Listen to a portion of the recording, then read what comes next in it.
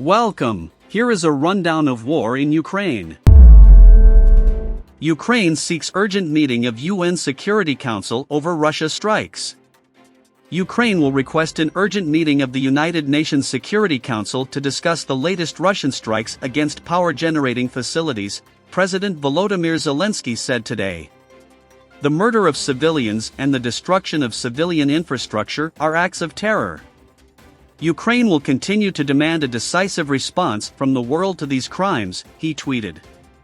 Russian forces rained down missiles across Ukraine today, forcing nuclear power plants to shut down and killing civilians in Kyiv as Moscow pursued a campaign to plunge Ukrainian cities into darkness and cold with winter setting in. EU Parliament hit by cyber attack after designating Russia a state sponsor of terrorism. The European Parliament was hit by a cyber attack after designating Russia a state sponsor of terrorism, a spokesman said.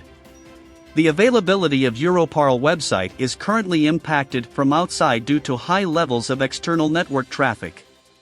This traffic is related to a DDoS attack, distributed denial of service, event, Parliament spokesman Jamie Dutch said in a tweet. EU politicians had earlier voted to declare Russia a state sponsor of terrorism after arguing Moscow's military strikes on civilian targets such as energy infrastructure, hospitals, schools and shelters violated international law. And US sending another $400 million in ammunition and generators to Ukraine. The US is sending another $400 million in ammunition and generators to Ukraine, the White House announced Wednesday. The US is pulling the gear from its own stockpiles to get the support to Kyiv as fast as possible as Russia continues to target Ukraine's energy sources and winter sets in.